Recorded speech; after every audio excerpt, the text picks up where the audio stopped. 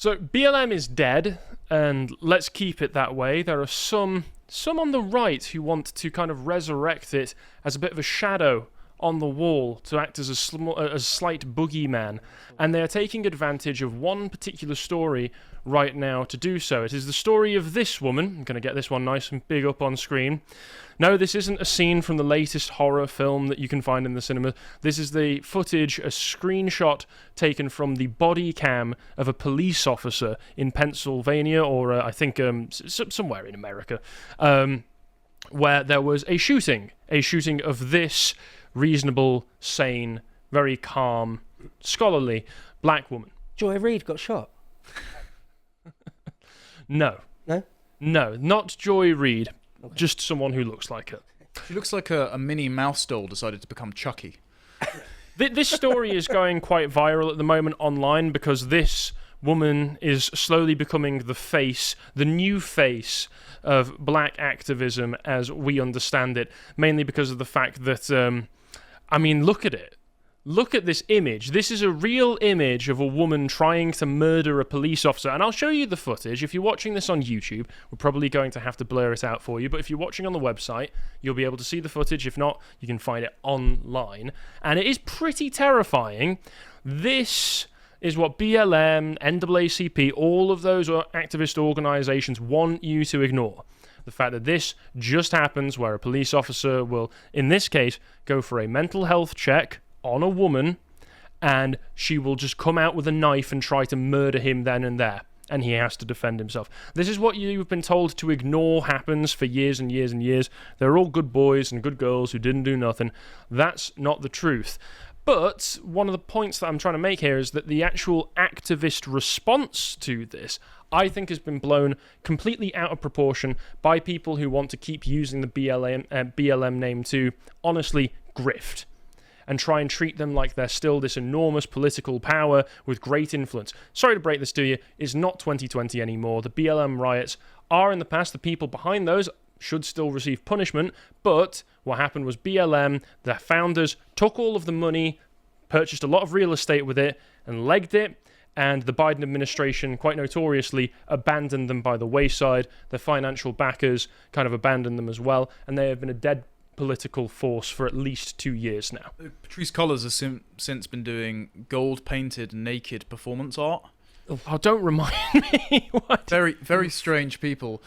Why did you have to remind me of that? The only positive about all of this is all those body cams that they said display rampant police brutality seem to always vindicate the police officers. Because I always think of Ma'Khia Bryant in, I think it was 2022, where this was meant to be a horrific example of police brutality, and she tried stabbing a girl and then running at the police officers with a knife, and then got shot. This was the one where the screenshot was her, like, fat girl in pink tracksuit, right? And the screenshot everyone was sharing was her mid-swing, knife clearly visible in hand, where the police officer actually saved a black girl. Same with Jacob Blake. Jacob Blake being the fella who had digitally sexually assaulted a woman who had a restraining order out on him, and the police went to arrest him, and he went to the car, and he had a knife in the car, and he pulled the knife on the police officer and was shot, and he wasn't killed, he was basically comatose, and then... I think he received bullets to the base of his spine, which paralysed him, I think, was the problem. And then Kamala Harris decided to do not only a bail fund for him, but visit him in hospital. Rapist. Attempted to murder a police officer.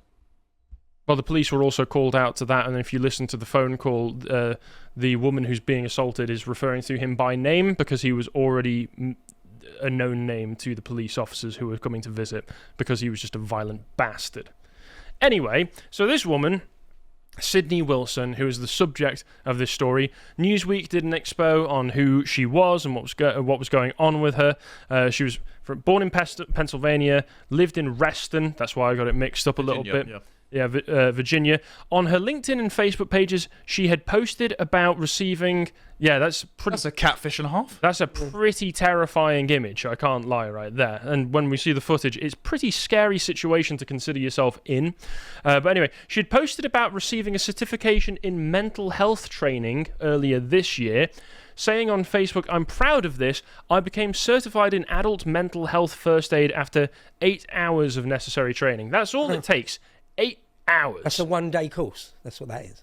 Yes. So these are the social workers that they propose to send out instead of the police officers after defunding the police. Yes, somebody with an 8-hour certificate branded with them at all times so that they can fend off knives, dodge bullets like Neo in The Matrix. She then clearly applied her knowledge of how to fend off knife attacks by doing... Yeah, if only she could have consoled herself, but it shows what I know.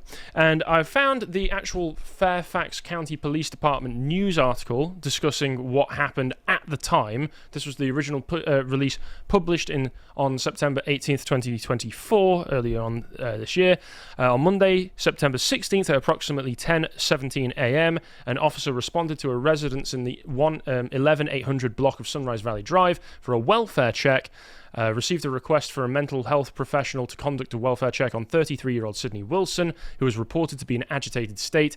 Crisis intervention trained officer knocked on Wilson's door. Wilson opened it and immediately closed the door. Officer continued to try to speak with her. After approximately 2 minutes, she opened the door again. She had a knife, assaulted the officer. Officer was able to break away, attempted to de-escalate with verbal commands, basically begging, please stop, back down, while pointing a gun, waving it in her face. She continued to approach, and he shot her 3 times, and she's dead. Here's a picture of the knife. Let's look at the footage of that Andy No found, because it's been a little over, it's been about a month now, and they have released the footage as part of the normal investigation for the public to see. So her old basketball team, Georgetown Women's Basketball, did a memorial, Forever Hoyer, not mentioning that she attempted to murder a man, which is what got her shot in the first place. Community noted, of course. The replies are full of people saying she tried to murder somebody. Maybe you should have mentioned that. I'm sure she was remembered very fondly by the people that she knew, but friends of mine, if they got killed trying to murder somebody, I would maybe have a few mixed feelings on that, and not immediately rush to social media to post a memorial about them. But one of the things about this is, and Andy No was talking about this is the only examples that I can find of this, which is one of the big parts of the stories, is that everybody is saying BLM tried to politicize this, BLM tried to turn this into a martyr, BLM this, BLM that. The only evidence whatsoever I can find is featured in the original Andy No thread. If you're watching this right now and can send me more evidence, screenshots, archived links of the actual organization, BLM, saying anything about this at the time and prove that it was just scrubbed off the internet, that would be fantastic. But BLM still has memorials on their social media, on their website, talking about people who have been proven to have been basically trying to assault officers, trying to murder officers when they were killed. Like Michael Brown. Yeah, like Michael Brown. So they'd have no shame. They have no shame. It's not normal for them to scrub the internet of this. The only examples that I can find is that Andy says that these people were BLM Antifa supporters who at the time said things like this, said that this was awful, rest in peace to a beautiful soul, the police murdered her, release the name of Sydney Wilson's murderer, stuff like this. The problem is, though, that these are nobodies. These are complete nobodies with, 5 likes. 5 likes on a tweet. It's fine to still document this stuff. Yeah, no, of course. I'm not saying, but I do think it's being massively overblown. He's got a few more screenshots of more nobodies, just people who, no likes, barely any views on a random tweet that they threw out after a few hours. And some people were also trying to spread this thing that she was a BLM activist.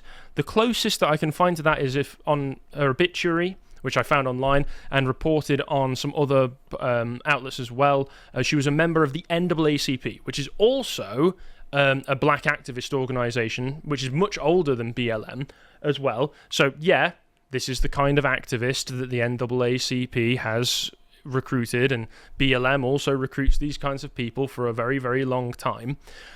Also, funny thing about this is that there's a photo and video part where you can go on the tribute wall. It looks like they've scrubbed it right now, but when I checked this yesterday, this picture had been uploaded quite a few times. Quite a few times it had been uploaded. Well, it's their true colours, isn't it? Well, yeah. Well, she was mental. She was agitated, needed a mental health crisis, but tried to murder somebody. Sorry, can I just read from there? Sydney was a fierce competitor, even though her outward demeanour has been described as girly and fancy. didn't come across in her final moments. Yeah, definitely not. But that's the closest I can find to any proof of this, was just, she was a member of the NAACP, and a couple of nobodies said, she didn't do nothing, she was murdered just for the sake of being black. I can't find anything from BLM, but people, slop accounts, basically, have been saying it. BLM claimed that Sidney Wilson was unjustly killed by racist cops. No, they didn't. Tommy Robinson shared the same thing. He basically does the same thing, implicating Black Lives Matter. Even Elon Musk... That's satirical, to be fair. True, but at the same time, it's sharing, it's amplifying the statement. And then Elon Musk himself as well, community note stopping a BLM hoax before it takes out. There was no BLM hoax to do with this. I hate to be a contrarian, but BLM's dead. We shouldn't be trying to use them as this weird boogeyman. We should obviously recognize what they did was wrong. We should recognize that the people who were trying to create the conditions for the riots that happened should be brought to justice in some way or another.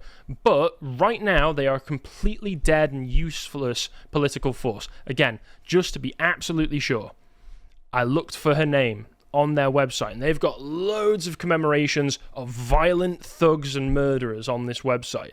Nothing for her. Maybe they've archived it, maybe they've scrubbed it. I don't think it's likely. I think some people on our side are spreading BS. I respectfully disagree. I think, true, yeah, they haven't put up an obituary, and that's completely true. I think they're just using it as shorthand for prominent race grifters who want to take your money. And but they're but they are an actual real organisation. I understand, and I will say, yes, they're being imprecise in that regard. They're also using them as an avatar of race grifting. I'm sure you're absolutely right, but I think that it's good to be a little bit more accurate than this, because this is the kind of thing that can really discredit people when people can turn around and say, there is absolutely no evidence of this, you are spreading an easily verifiable lie or hoax, and therefore it's easy to discredit people. And I think it's good to clear the record and say, yeah, I'm not shedding any tears over the Sidney Wilson person. Very, very, very, very, very glad that the police officer was all right and managed to save his own life.